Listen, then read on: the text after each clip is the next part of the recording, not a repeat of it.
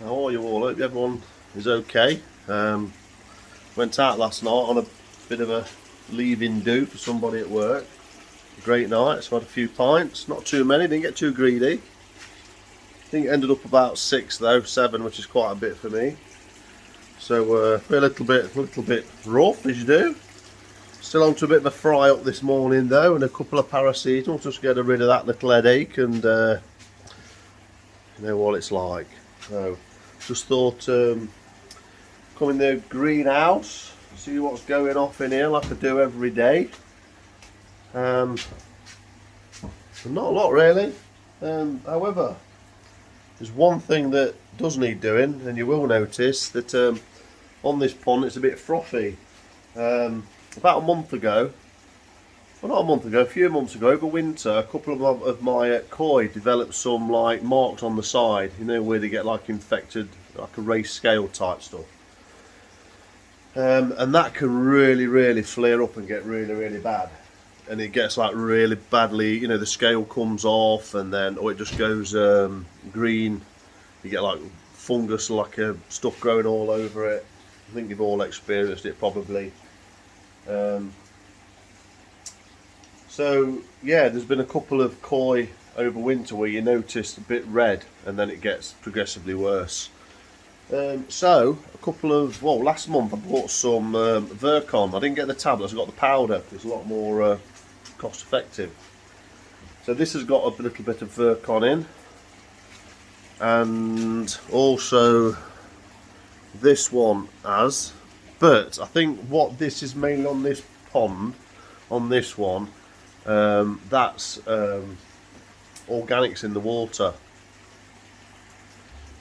So, and you can tell that, the reason I can tell that is I've noticed that progressively the food has been going into this one. The koi are putting on some poundage. I mean, look at the butterfly koi there. And also, can you see the colour of the water? It's going a bit yellowy. So yeah, the food's going in. This has got aquasource. They're on aquasource growth. And I'm in here now. I'm going to clean the filter out. We'll look at this. It's if we're looking this is the worst it's ever been, and this is like a week's worth. I mean, look at the debris in the bottom of there. I'm getting some like little gnats and that out of here as well. So yeah, over the K1 there's a few gnats, and then there's some like laying on there. Look, see some eggs on there. So yeah, I'm not really, I don't know whether the fish would enjoy them actually. If I was to agitate them and then they go into the outlet, into the pond, they may well do. But yeah, so I'm in here now. This is going to get cleaned out, so I think what I'll do, I'll do that now while I've got you on. So what you need to do, oh, another thing, yes, the water's going discoloured, and also when you look in, there's a lot more organics in the pond floating about. Look, you can see the colour, but the fish in here are doing amazing, and I'll show you in a minute. And there's two in here were the two that I was on about that got some sort of scale infection or something like that. The one that I showed you the video about 6 weeks ago on its side is really bad. The scales have all come off now, and there's an indentation on its side, so I'm hoping this is salted in here, so I'm hoping it starts to heal now and the skin starts growing back. So a lot less of the waffling. I'm going to turn that tap off. That will make the pond, that fill up. Pump off, let this fill up to about there. The bottom drain gets turned off, and then I'm going to try and carefully put this in without disturbing things too much. You have to put that in, and then that's ready for bubbling. But I think I might be a little bit too high there. No, I'm not. No, it should be okay. I always lift my overflow up a bit, so a bit overflowing in, and then get the boil on.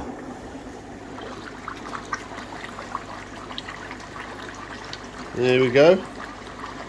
So basically in the centre chamber is a ring, where here is, and then it causes this vortex in here to lift, and you get all the crap coming out the centre and overflowing to the outer chamber. So it's cleaning the K1. Oh, that's stinky, that is. That is stinky. That is the worst it's been. But that's a good thing, because look at that. That is taken out of there. That's incredible. So I've got to say, just zoom out. You know the Eazypod? This is the Eazypod. It really does. Oops. Just trying to stand on this block. It really does take some muck out. Look at that lot. Look how black it is. And I can smell it. And that's a week's worth. So obviously, I mean, I dread to think what if I had another type of filter on this pond, because that is what is taken out. And that's at this size. But it just proves what you can do on, that's 2,000 litres. It just shows you if you have a really oversized filter. I thought I would have to clean this out less, but I'm doing it once a week at the moment, because obviously with that volume of pond, filling that up, it obviously takes a lot of volume off. So I'm a bit, don't want to, you know, turn it over too much. So, but a week's looking like the limit, and yeah, that is funky. That really is funky. So you need to just let it boil over, and what this will take a dump, flush it all off, fill it back up. Let's take a couple of times to clean it, and then once that's empty, I'll pull the bottom drain up, and you see all the muck flying out of there. So pull everything out of the pond, give it a good purge out of the pond. The level will drop for a couple of inch, and then I'll top this back up with the hose. I'll put some sodium thiosulfate in there, dechlorinate, or some prime. I might put some prime in this time, just in case there's a bit of ammonia in there because there's a bit more muck. And then this will clear up. So this is the food that's going in, and the food, you know, is these two. So the food I'm using at the moment is the iGrow sinking.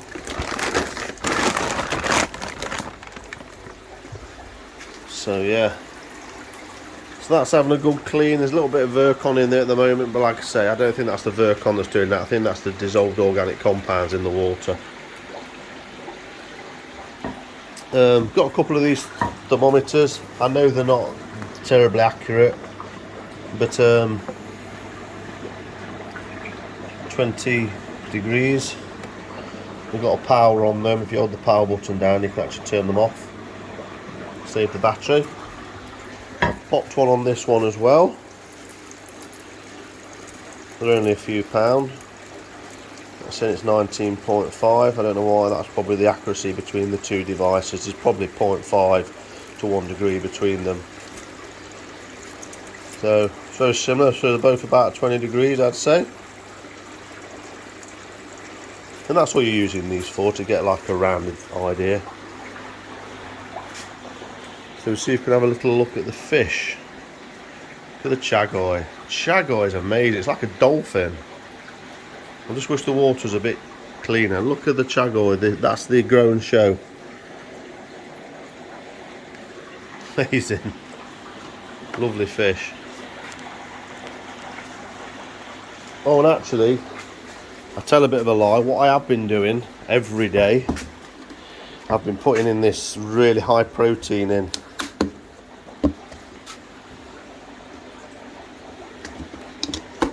And I've been getting them used to, this is only real small pellet, look, tiny pellet.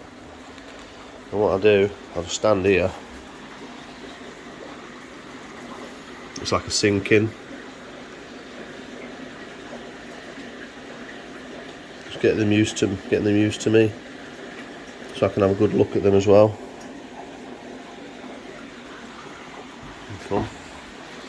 It's just a shame I've not done it when the filters, when the pond's been cleaned. So I apologise for that. It's normally a bit cleaner than this.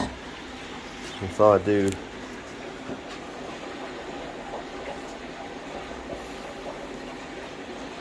The Chagoy, Karashigoi. Absolute love it. And you know, when the water's clearer, it's that the fish is a lot lighter. This is giving like a yellowy tannin type sheen to the water. And that Tancho as well there, look, the Tancho Goshki. It's grown so much since coming in here. They all have actually. The Sankey that I got with the pond there, look, the Quenicoi Sankey, and the that one. Where's the? There's two Kohakus in here. One is the one that I got with the Grow and Show, the Bayakoi farm. That's that one, the orange one there. Patterns coming on really well, nice and tight. And that one there was the other Quenicoi koi that I got with the ponds. Quite nice actually. It's got a nice pattern. And then the butterfly koi, the one that I bought for the YouTube channel, really, just for a bit of a provoke a bit of chat kind of talk, because it's one of them fish, one of them marmite fish, the long fin koi there, the butterfly koi. They've got long fins. A lot of people just think they call them mutts or freak koi or hate them, or you get that sort of kind of comments to them. So I bought that. It's only $12.99, and that's grown really well since going in here. But look at the Chagoi, Karashigoi. Look at it.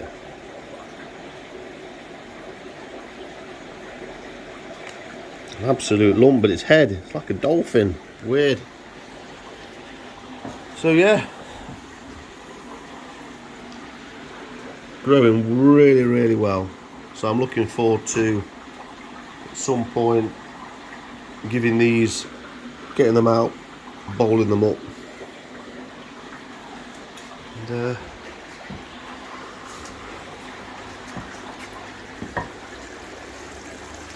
you can see that one, it had a bit of a on its head, that's why that's in there. The Matsuba developed this like fungus on its head, so I cleaned it, treated it, and that's in this pond now with salt. And then the side of that one on that side, can't really see it now because it's clean on this side. I had that out again the other day and I've just cleaned it again and get the salt to it. And if you ever get around it, I think I'll scare them.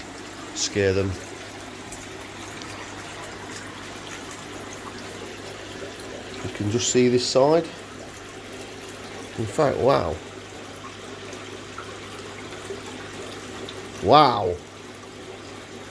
Do you know what? I am amazed how that has changed in the last week. It's even got... What? That's incredible. I was a bit worried about that a week ago. Looking at it and just looking a bit... Looked very clean, like the salt had got to the underskin. But when you see the top surface of the skin, such a deep kind of wound, it kind of gets worried. But the last week, I'm sure it's grown some scales. That's amazing. So... fingers crossed. There's another one. I put some Virkon in my main pond, the top pond, my main pond. There's a fish in there that's a bit pink on the side. Has been all the winter. Got some scales and it's got the green fungus growing under it. So that, I'm hoping the Virkon is going to get to it and kill that off itself. But I might have to, you know, catch it and put it in here. He's having a bit of disturbance over here, look.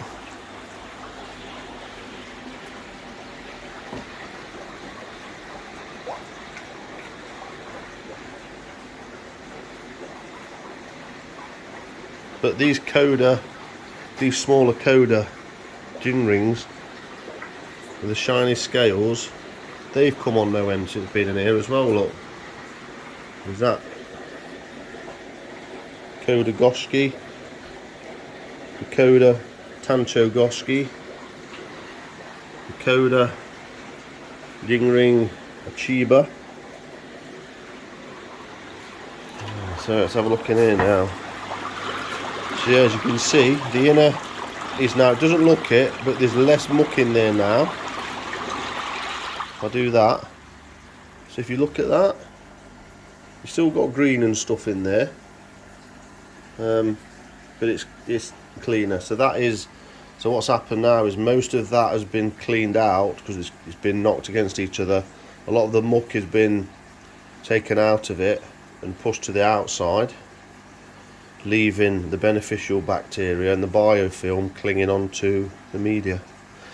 So what I'll do with that now is dump it. What I normally do though, I normally keep the ear on while I dump it, so it's not going to get, I don't know, my brain tells me if that's draining, that's going to pull up while it's bubbling and it's dumping, it's going to get rid of more muck.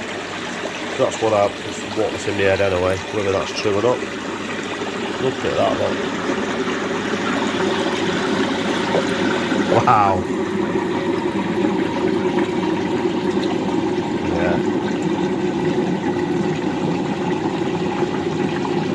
Yeah, the amount of muck this has taken out of it. And I've noticed, you know, the last day or so it's not been as efficient. There's more muck floating in here. So, I mean, look at this. That's where the water comes in, the bottom drain. If I open the bottom drain while I was trying to keep that showing and flush it, all the muck comes flying in there. That's purging the bottom drain. That's that done. So that's basically pulled anything in that pipe work out. So that's done now. Cleaner in there now. Look at all that poo and muck. Look at all the crap clinging to the side. Look at it. Now, I put that down, so I don't think that's poo or anything. What that is, I think that's, and I've picked this up because I've got a UV on this, and I know the difference because I've never used to have a UV on my main pond, and I've done in the last year, and I've noticed you get the algae like this. So obviously what the UV does, it gets single cell algae, floating algae that you can't really see with the naked eye, and it clumps it, and the filter then takes it out your system. And I've noticed, and obviously and the reason I'm saying this again is because I never used to get it on my filter on my main pond because the plant's taking the nitrogen out, so that used to keep the pond quite clear. Not as clear for having UV, but it's still very clear. You wouldn't be able to tell the difference. But I have actually got a UV on there, a small UV, just top it up. And like I say, that's where I notice the difference. So now I'm using that UV, I notice on my brushes, there's a lot of finer, greenier stuff there, like this. And I think, like I say, I'm pretty sure that's what the UV's taken out of the system. So, that's that. There we go. So a lot of muck in there. So what I do now, and I won't show you, I'll just get my hose pipe out up there, give it a good blast in, get some more water in there, give it a last more of a purge, the micro K1, and then fill it back up again and get the system running. So I'll give this a good blast out on the edges. And there we go, we'll leave it with a fish.